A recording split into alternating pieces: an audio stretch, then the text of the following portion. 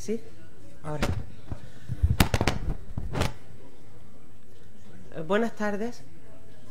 Hoy tenemos una tarde para nosotros muy especial como miembros del Instituto de Estudios Ceutíes, porque vamos a celebrar la Junta General, que se celebrará el sábado por la mañana, en una jornada de trabajo en donde participarán todos los miembros del instituto que están viviendo en la ciudad y aquellos que vienen de fuera.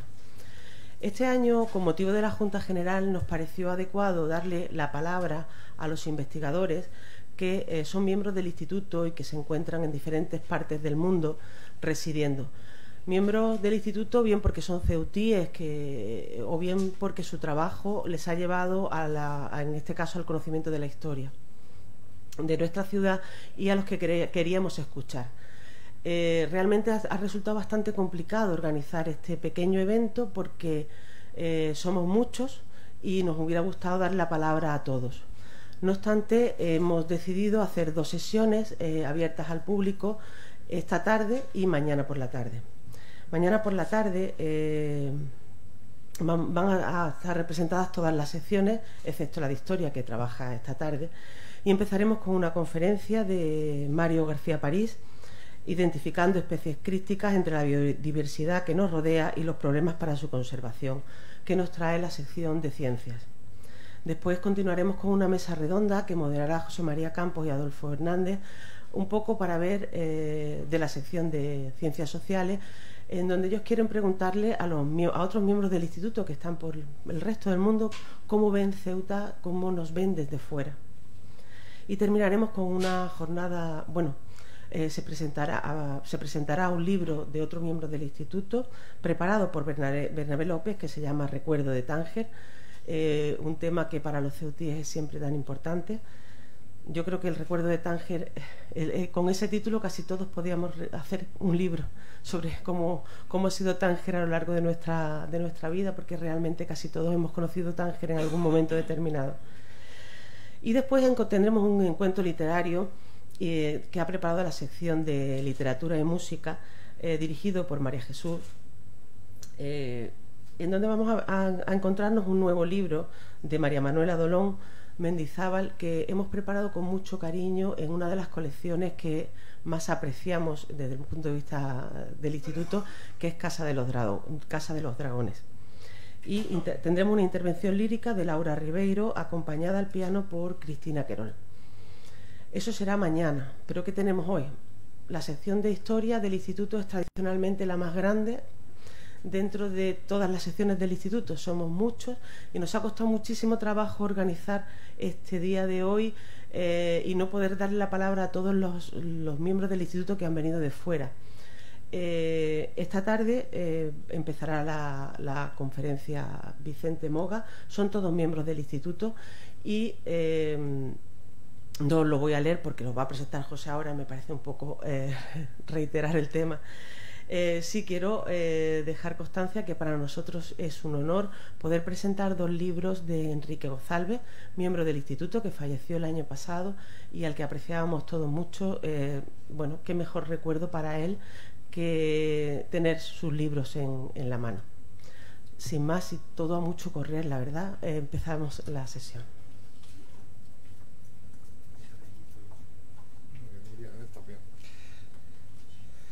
Bien, muy buenas tardes. Me toca a mí, como decano de la sección de Historia, presentar un poco esta primera jornada, en que la sección, la vamos a completar con miembros de la sección nuestra sección de Historia. Para la sección es un placer y un honor poder esta tarde contar con ilustres correspondientes.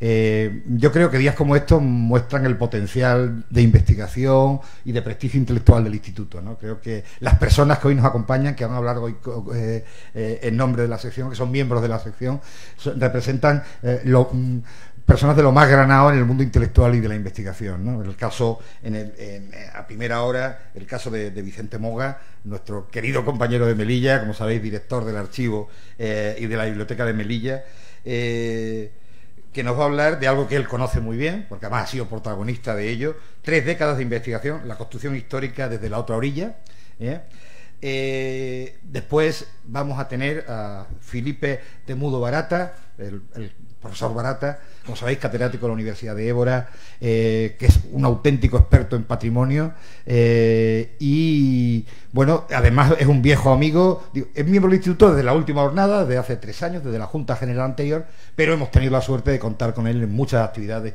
en la ciudad, como fue las jornadas que la sección organizó hace ya, en 2012, fueron 2013, donde además pudo visitar por primera vez esta biblioteca, lo hemos recordado hace un momento, junto con Luis Duarte, con Joao Costa, en fin, que hoy son, bueno, en el caso de Joao Costa también es miembro del instituto en este momento. Y cerraremos este primer bloque, luego presentaremos, después del descanso presentaremos el segundo bloque, lo vamos a cerrar con, perdón, no he dicho el título de Felipe, que es Historia de Ceuta vista desde el exterior, y en este caso vista desde el Portugal, desde nuestra tierra hermana de Portugal, que además ha representado un campo intenso de trabajo del instituto por nuestras viejas raíces portuguesas que hemos intentado cultivar, mantener y trabajar, ¿no? Y cerraremos este primer bloque con la conferencia de André Teixeira. No sé si interviene también Joana Bento, creo que vienen juntos al menos, o intervienen los dos, donde se va a hacer un poco balance de los proyectos hispanolusos de colaboración en materia arqueológica de entre 2013 y 2019, que creo que han sido muchos y han sido fructíferos. Aquí tenemos a Fernando Villada, que ha colaborado en muchos de ellos, y bueno, pues tendremos la ocasión de que Andrés nos cuente qué ha sido la realidad de esta investigación, de estos trabajos en estos años, ¿no? Y luego tendremos un segundo bloque que presentaremos más tarde cuando pues llegue la hora, ¿no? Pues nada, pues Vicente, todo tuyo cuando tú quieras. ¿Me dejas solo aquí en el destino? ¿Quieres que visite contigo? No. Ha sido de la casa, ¿no? Esa mesa ya ha hecho una cosa. ¿Qué tal, Enrique? ¿Cómo vamos? Bien. Ay. Esto que veo la hora. Bueno, me voy a poner PDF, ¿no? Un papelillo.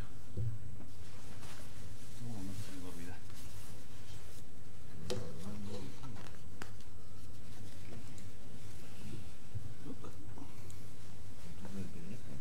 El PDF, sí, el PDF. Venga, pues ya lo abro y prosigue. Sí, ya lo abre ya directamente ya. Me lo pone en pantalla completa ya, Enrique, ya lo hacemos. Lo dejamos ya listo. Bueno, vamos allá.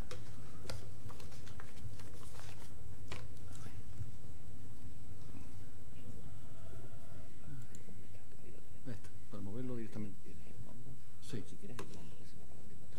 Bueno, le voy dando aquí directamente y ya está, ¿no? Lo que sea, ya está. Bueno, vamos a darle. Buenas tardes.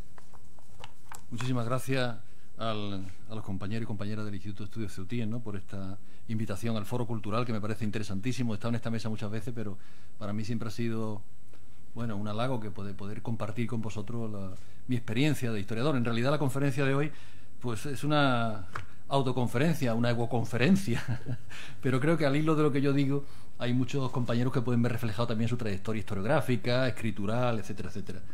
Entonces, 3 décadas de investigación, la construcción histórica desde la otra orilla, se refiere un poco a mi trabajo, a una triple vertiente. Por un lado, como investigador archivero, como autor, también otro lado, y también como editor. En esos 30 años he sido director, y sigo siéndolo, del Servicio de Publicaciones de la Ciudad Autónoma de Melilla, y en el 2017 cumplimos esos 30 años con un catálogo que tiene un poco más de 300 ediciones. Entonces, bueno, pues ahí van esas líneas de investigación, entre las cuales pues están un poco los paradigmas que reflejan pues mi pensamiento. No es que haya sido una cosa coherente, que yo en 1987 hubiera hecho una especie de axiomas para desarrollar una tarea de investigación, pero al final he visto que hay cierta coherencia en ese trabajo, ¿no?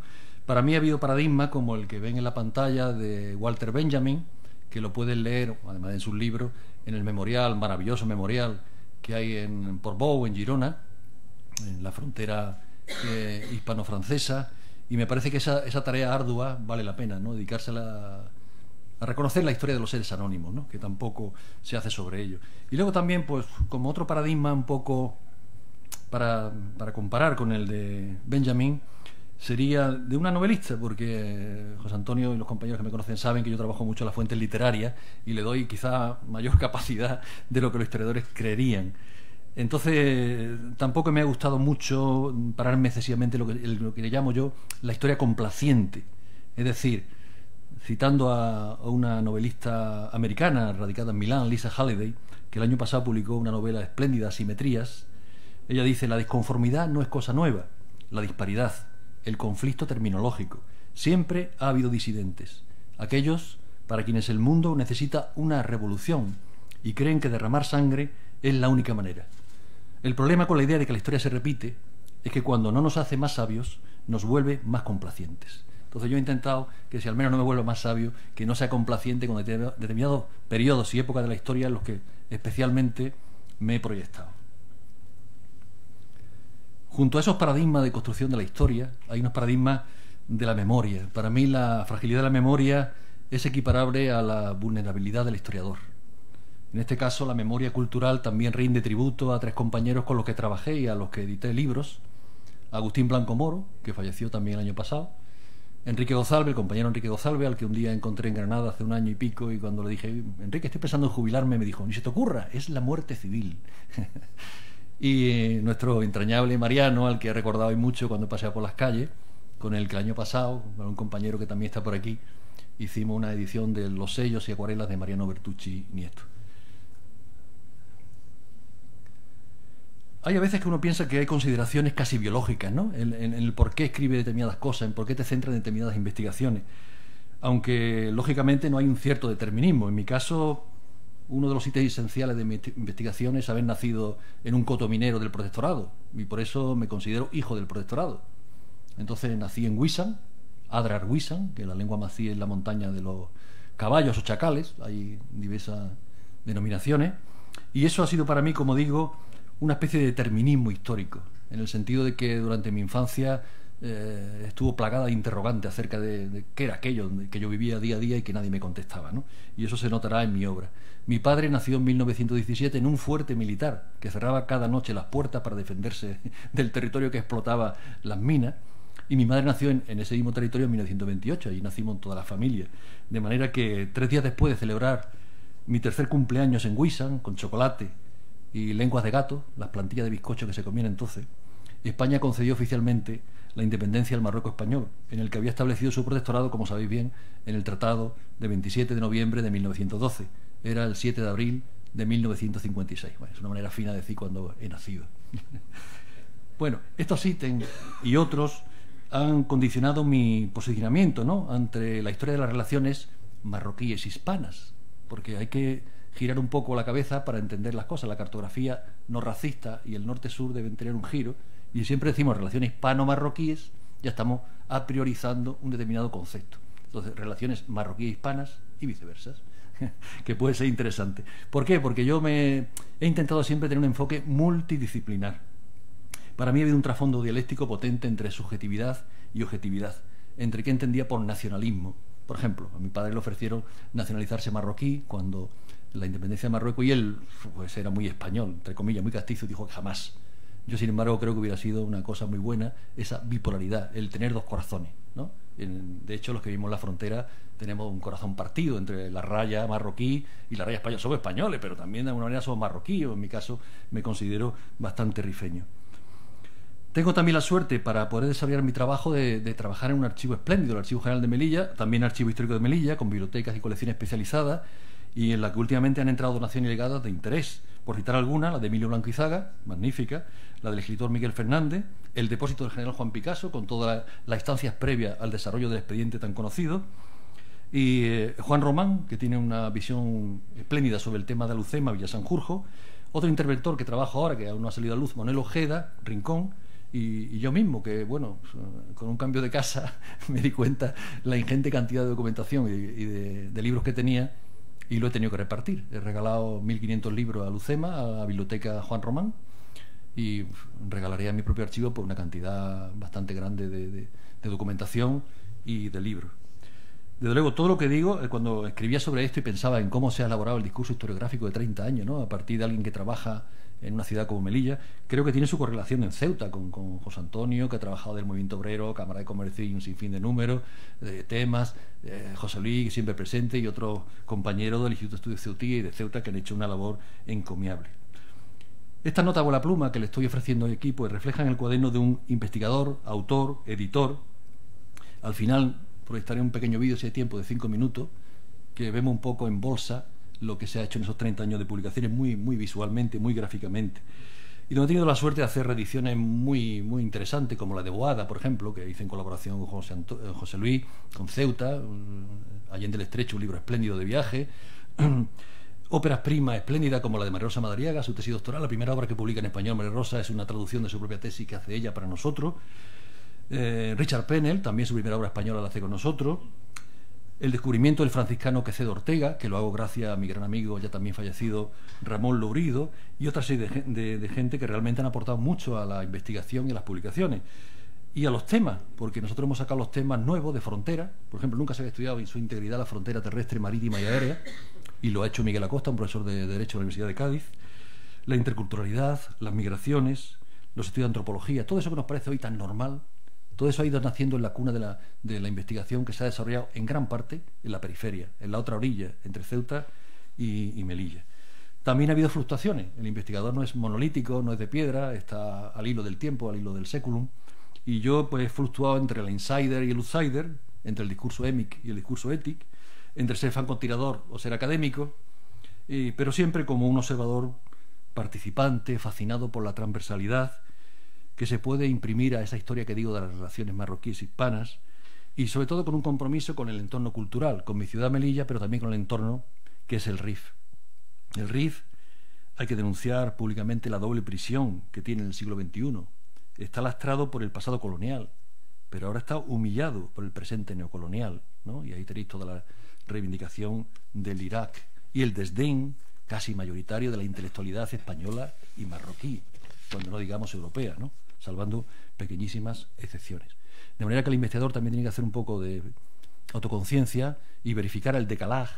El decalaje, este anglicismo que me gusta y al que Carmen Calvo, ministra, dijo anglicanismo en su momento, que no es así, porque significa la falta de correspondencia, el desajuste, el descuadre entre el focus de las investigaciones y el locus desde el que investigamos. Me parece importante. De manera que yo, en el fondo, creo que el hecho de actuar en muchas ocasiones como un francotirador me ha otorgado un especial capital cultural, en la terminología de Pierre Bourdieu, una suerte de coraza preciosa para salvaguardar la vulnerabilidad del historiador del siglo XXI. He trabajado el tema de Melilla y creo que hemos acuñado la Fundación Literaria de Melilla a través de las dos novelas fundacionales que son La hija de Marte, de Francisco Carcaño Mas, y Melilla la codiciada, de Juan Berenguer. Quien desconoce el primer tercio del siglo XX en Melilla, y supongo que en Ceuta igual, no puede conocer qué pasó luego en la República, no puede conocer por qué se produjo la guerra civil, ni puede conocer la posguerra. Esas dos novelas son fundamentales. Ahí está el crisol étnico en que se ha convertido las ciudades.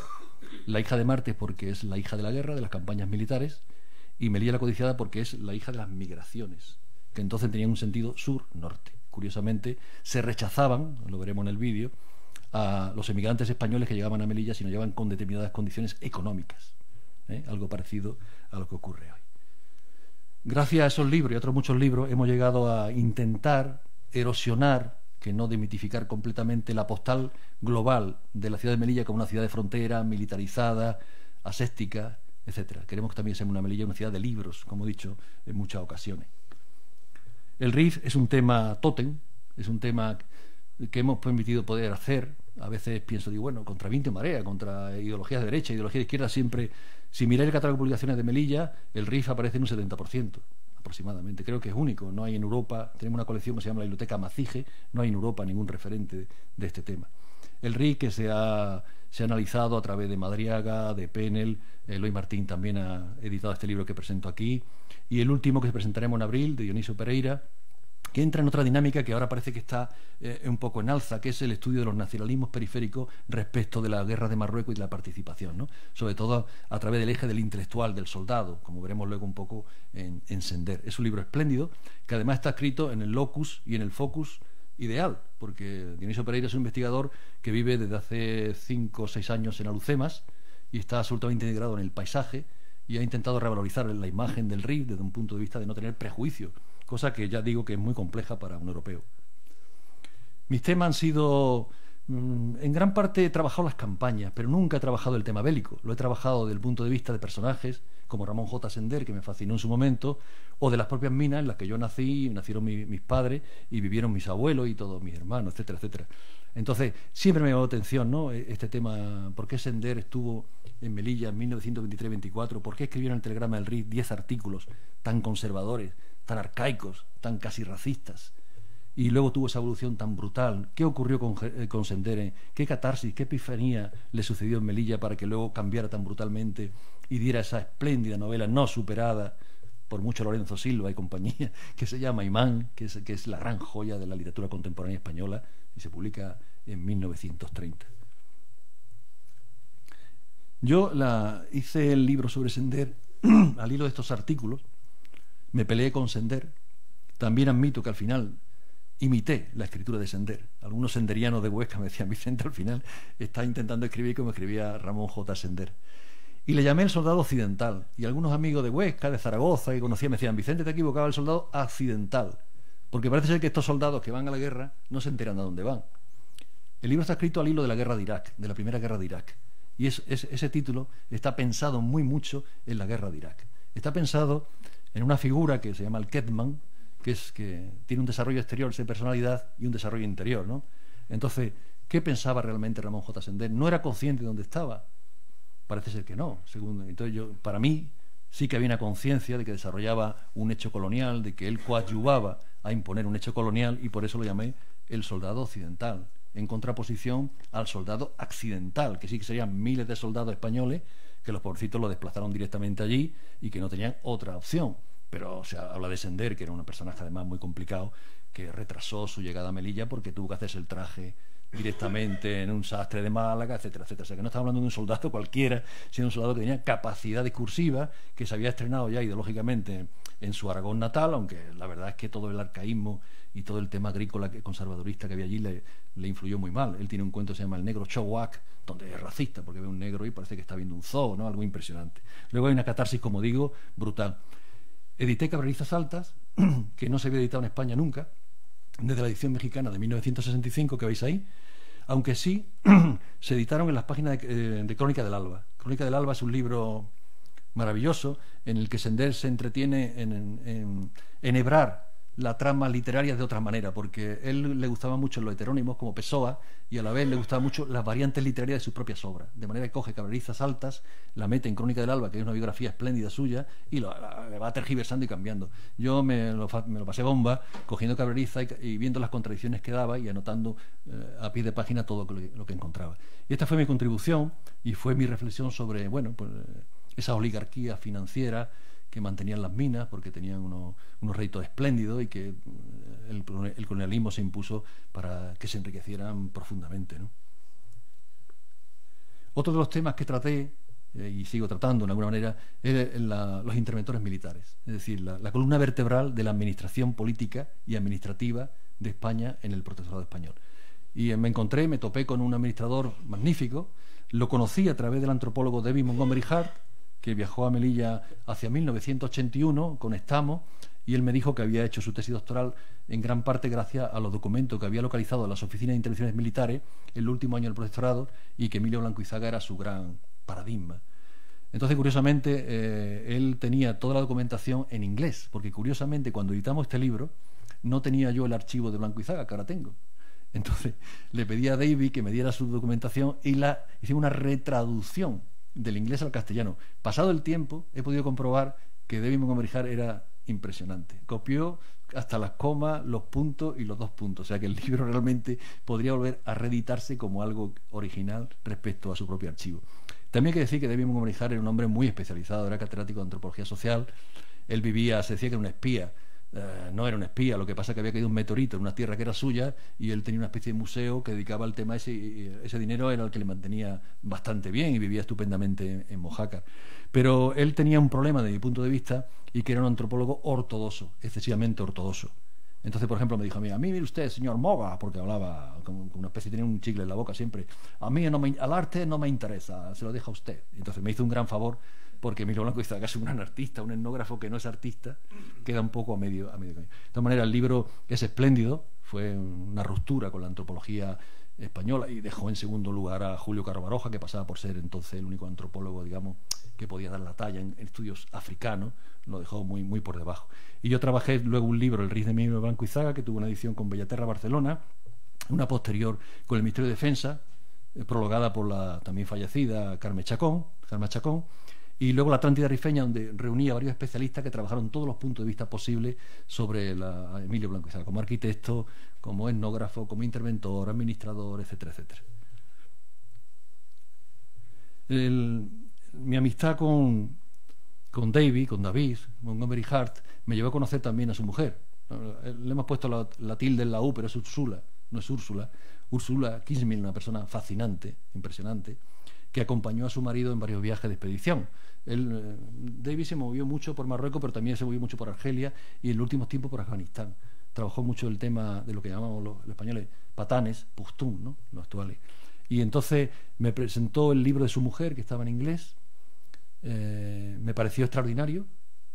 Se hizo una traducción magnífica a cargo de Encarna Cabello, y se publicó en el sello de publicación, lo publicó. Fue un libro de bestseller. Se ha traducido, creo que al inglés, al holandés, se ha retraducido al inglés, al holandés, y ahí tenéis también la traducción árabe, junto a la traducción árabe de la tesis doctoral de David sobre los Said Warriagel, como en su terminología, los Beni Warriagel, que es la cábila más numerosa, más poderosa y con mayor influencia en la historia del RIF, la cábila que dio lugar a Mohamed Ben Abdelkrim el-Hatabi, que sabéis que fue el líder del RIF y presidente de la República Rifeña en un intervalo de 3 años aproximadamente.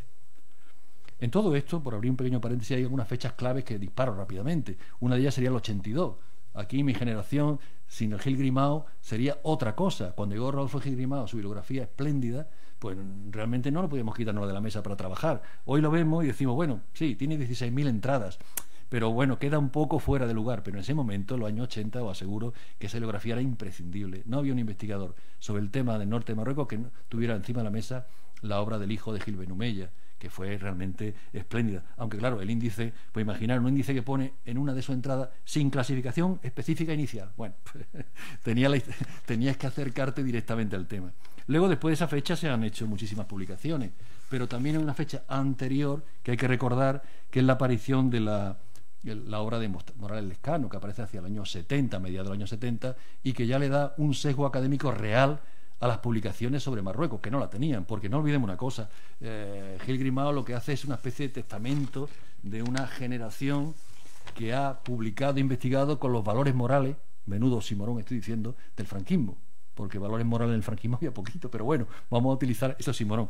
Y entonces dice adiós a, bueno, pues una cantidad de gente, de Bauer, Fontán, Guillermo González, Fernando Valderrama, Carlos Posad, José María Cordero Torre, Tomás García Figuera, Mariano Rivas Palau, Alfonso de Sierra Ochoa, Terradel, Enrique Arquejo, Joaquín Albarracín, Juan Martínez Ruiz, todos en mayor o menor medida ideológicamente no confundidos con el franquismo, pero sí que amamantados en torno al tema. Y también es interesante verlo porque en esa biografía no estamos ninguno de los que ahora ha publicado, pero sí hay nombres puente. Están, por ejemplo, Carlos y Enrique González, y está sobre todo Bernabé, al que ya se le cita su memoria de licenciatura del año 1971, y las primeras aportaciones que hacen cuando hay la apertura tras la muerte de Franco, años 76, 77, 78, en esa revista, que intentan dar un poco de comida a la gente. ¿Qué pasó? La historia 16, la aventura de la historia, estas cosas. Hay también allá recogidas las publicaciones que hace Bernabé. Luego se ha publicado una serie de historias, ya digo, arrancando sobre todo con Víctor Morales Lescano. En Marruecos también se ha hecho un esfuerzo. La Facultad de Letras y Ciencias Humanas de Rabat publicó el año 99 en Marruecos, España y Portugal, 1880-1996, hacia nuevos espacios de diálogo. Siempre yo he detestado la historiografía marroquí, siempre esa necesidad del diálogo, ¿no? Porque yo creo que en el fondo están ausentes del diálogo por parte de la otra orilla. Ha habido muchísimos manuales, por citar uno más, el que edita Luis Zamora Villarejo a través de la Agencia Española de Cooperación Internacional para el Desarrollo, que ya el director de la Biblioteca Islámica, Feli María Pareja, pero que yo pediría que por favor dejara de ser islámica, porque no sé qué tiene que ver algunos de los temas que hay allí con el tema islámico. Sí, hay Argelia, hay Irán, hay Marruecos y tal, pero es una biblioteca mucho más de tipo orientalizante, cultural, etcétera. Ese libro, El profesorado español en Marruecos, los 100 años de la firma del tratado, es interesante porque es casi un referente de Gil Grimao. Está casi en la línea bibliográfica, de descripción bibliográfica de Gil Grimao, curiosamente, a pesar de que se publica en el 2012. Entonces, en sus 3 partes, pues tiene aportaciones muy buenas. Hay una primera parte que son aportaciones para estudio y revisión del profesorado, tengo que decir que hay muy poca revisión. Una segunda parte, que es el catálogo de los fondos documentales, que es interesante también, y donde, bueno, podemos pescar algunas cosas curiosas, ¿no? Porque Víctor Morales Lescano, por ejemplo, en ese lenguaje que tiene tan exquisito, tan sibarita y tan, en fin, habla de la insurrección republicana de Abdelkrim. Bueno, yo creo que cuando uno se defiende, no es un insurrecto, es alguien que defiende su realidad, ¿no? No podemos celebrar que ganamos la victoria a los franceses en Arapiles y no podemos celebrar que machacamos a los rifeños en Anual. Aquí hay una descompensación que como historiadores tenemos que empezar asumir. Bueno, hay reseña de los que ahora están en el mundo de la investigación: José Luis, José Antonio, José Lluís, Mateo Dieste, excelente antropólogo; José Luis Vilanova en el aspecto de la geografía y administración; Luis Urteaga, también el tema de la cartografía colonial; Javier Ramiro de la Mata, Abel Albetti más, en fin, una serie de gente nueva que se ha incorporado sobre todo desde el mundo académico. En esa valoración que he intentado hacer yo siempre también de la investigación y de la edición, ya lo habéis notado, tiene un lugar predominante la lengua, lo que se llama la LCO, la lengua y comunidad de origen. Entonces, la gente que vive en Melilla, la gente que vive en el RIC, ¿qué son? Pues son amazijes, sencillamente. Ellos se llaman a sí mismos imazigen, hombres libres, y tienen una lengua y una cultura propia, incluso variantes dialectales muy prolijas. Por ejemplo, la lengua genérica podemos llamarla amazigh o bereber. Bereber es un arcaísmo que está muy bien para la arqueología medieval, pero no está bien para el siglo XXI.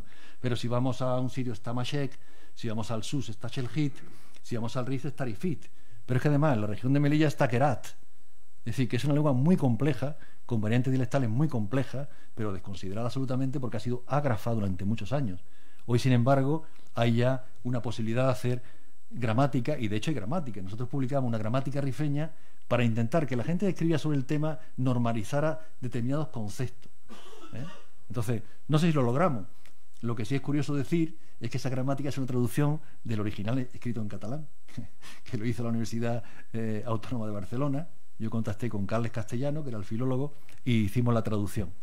Entonces, poner en valor la lengua y cultura amazigh me parece una cosa interesante, y por eso hay una biblioteca que se llama la Biblioteca Amazigh, dedicada a estos temas, y yo me he preocupado de investigar y de, por ejemplo, colaboré con Miguel Siguán en el informe para la Unión Europea sobre las lenguas minoritarias. Se logró que la amazigh se considerara una lengua minoritaria de Europa a través de su radicación en Melilla, donde es hablada aproximadamente hoy por unas 40.000 personas. La colección Alborán, que pongo aquí como porque está Eloy Martín Corrales, que es una triangulación entre Ceuta, Melilla y Barcelona. Es una colección que se inició a 3 bandas, que dirigía Rocío, Eloy y el que habla.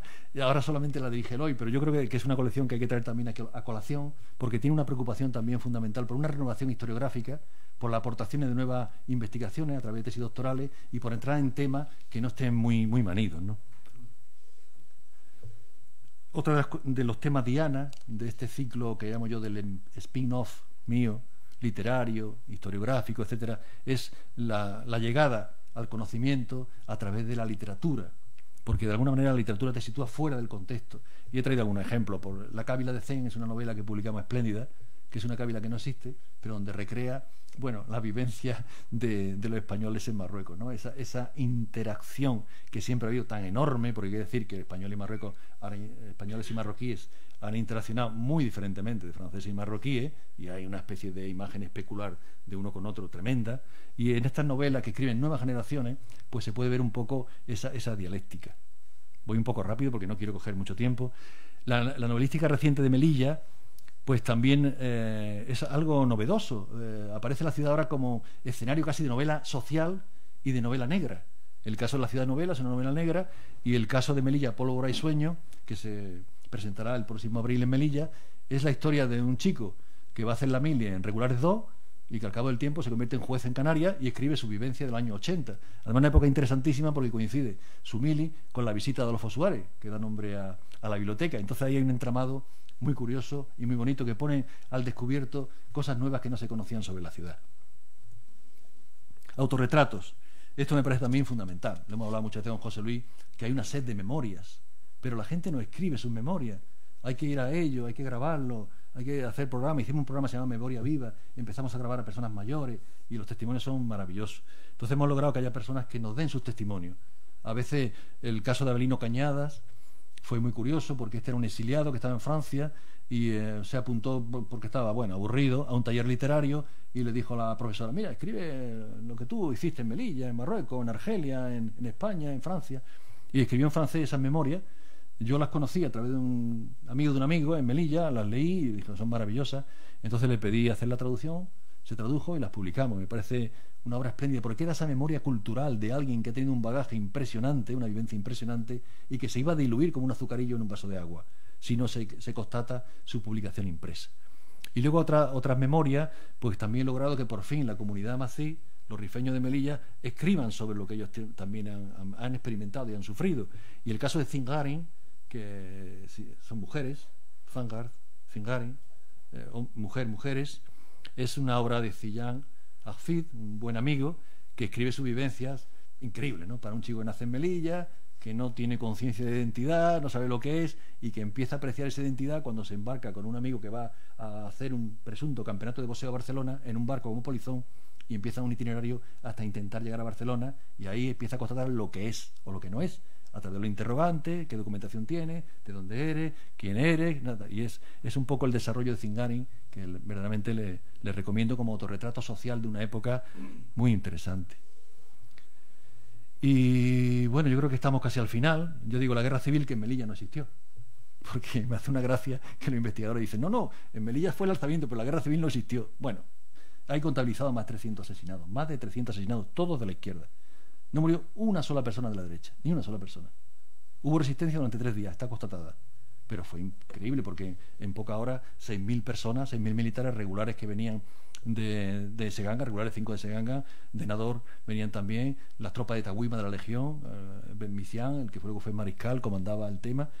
Se apoderaron de la ciudad rápidamente. Ningún cuartel respondió, se pensaba que la ametralladora, cazadores, podía estar con el pueblo, que se decía entonces, pero realmente no. Entonces esa guerra civil parece que nunca existió. La guerra civil empezó en Melilla el 17 de julio a las 17 de la tarde. Luego, ¿qué pasa? Que como Franco se incorporó 24 horas más tarde, porque Franco, pues ya saben que le llamaban el indeciso, tenía otro nombre un poco más fuerte que no voy a decir aquí, pero le llamaban indeciso, pues entonces la celebración posterior del día del alzamiento fue el 18 de julio, pese a que el ayuntamiento cada año mandaba carta: excelencia, reconozca por favor que esta ciudad heroica ha salvaguardado la España tradicional y la defensa de los valores y tal, año tras año. Y Franco nunca fue a Melilla, ¿no? Franco, que es venerado en Melilla, que se mantiene una escultura dedicada a comandante de la Legión, porque dicen que es el salvador de Melilla, cuando no es cierto, pues nunca volvió a Melilla, no tuvo mayor interés en la ciudad. Sí, yo creo que esta es la última, de manera que esto es un poco una reflexión muy larga, pero expresada de una manera muy corta, en torno a los temas que atrapan al investigador. Sí. Se te olvida comentar el tuyo, que es muy bueno. Para mí fundamental para todo. Bueno, sí, yo escribí ese libro como tesis doctoral, trabajé en Salamanca, en el Archivo de Salamanca, hice Masonería, Guerra Civil y Represión. En realidad hay varios libros en ese libro. Hay un tema de represión que se conocía muy poco, que es la represión biológica, o sea, el exterminio, el fusilamiento, pero luego hay la represión moral y la represión económica. Todo eso se desarrolla ahí profundamente, nunca se había hecho antes, ¿no?